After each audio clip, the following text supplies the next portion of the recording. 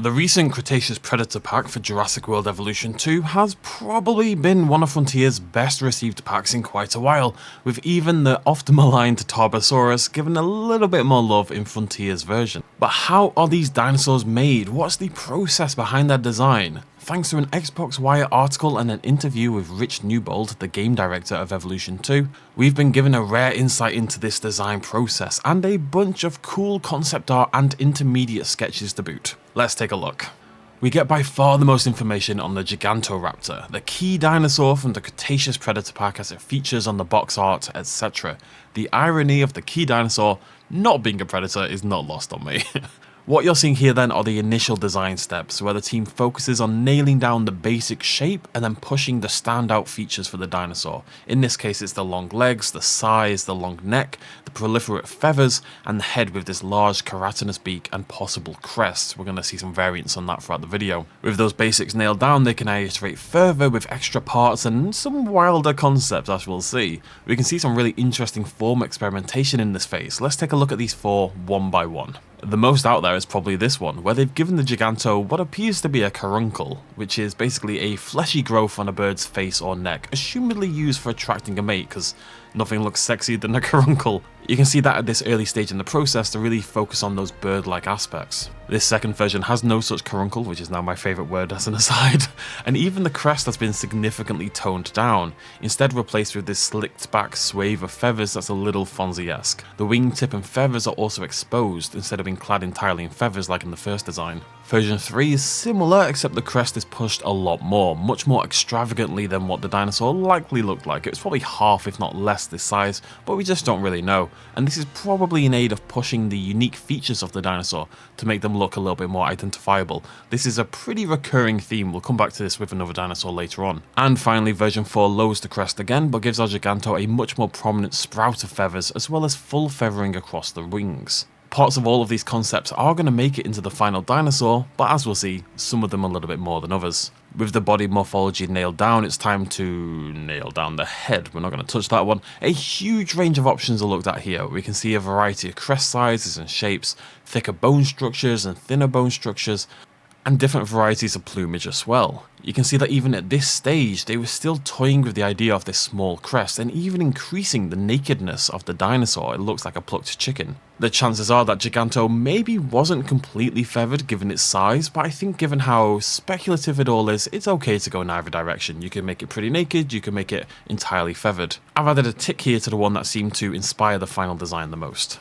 They then take the best elements from each step, mixing and matching along the way, and they build the final concept for the dinosaur. They use information about the species and then combine those with real-world references of existing animals, this time, elaborate birds, and their colours to build something realistic. As you can see, even the early stages have been used, with the head design from the bottom left and the feathering from the bottom right, both lending themselves to the final design that we got.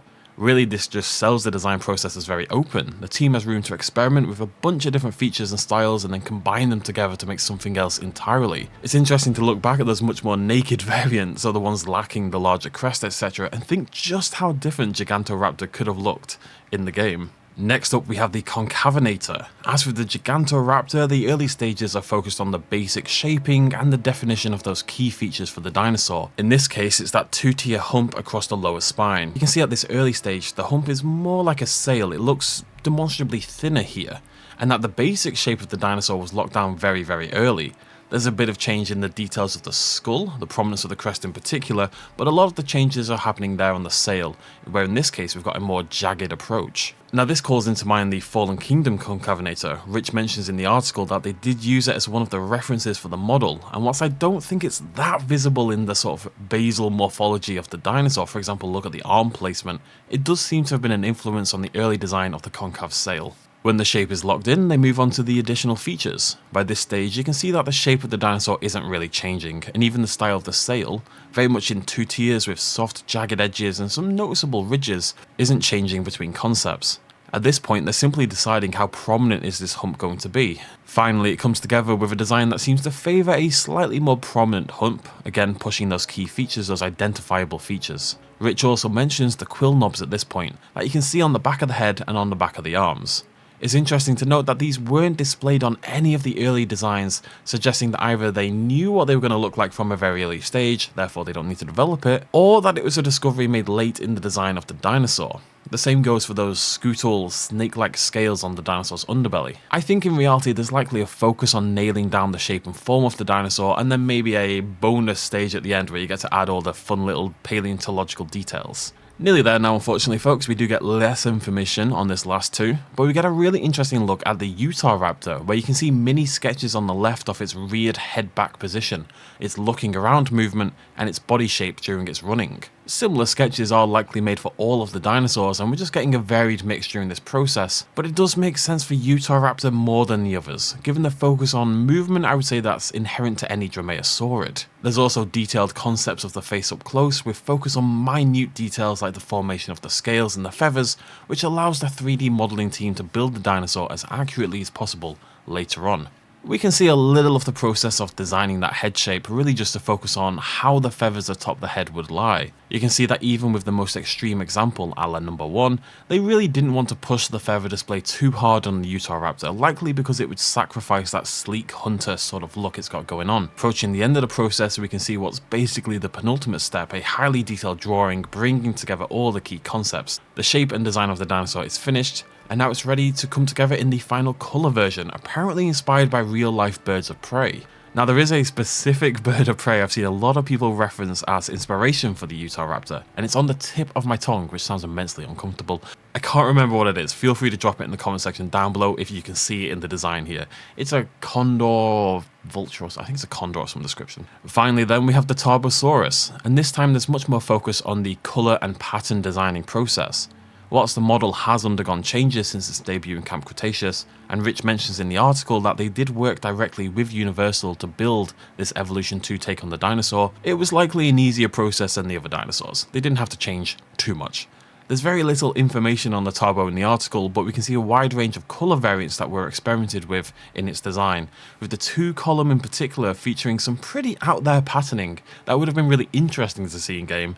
If nothing else, it's maybe a little bit too much with the neon blue at the very least. Finally, they seem to have settled on a style from column 1, and we got Frontier's version of the dinosaur that we see in game now. From the time spent on the basic shapes of the Gigantoraptor, to the focus on key identifiable features with the Concave, to the focus on movement with the Utahraptor, to the pattern design process on the Tarbosaurus, we've likely seen a huge chunk here of how Frontier designs their dinosaurs, but spread around 4 different species. Most of these steps, for example those splash pages that we got for the Tarbosaurus colour designs, likely apply to all 4 dinosaurs, but it's cool that we got to see for the first time really so much about how these dinosaurs are created. I'd love to see this happen again, maybe with some even more preliminary sketches, or perhaps some details about the 3D modelling and animation process or the sound design that would follow this. Regardless, I appreciate the insight.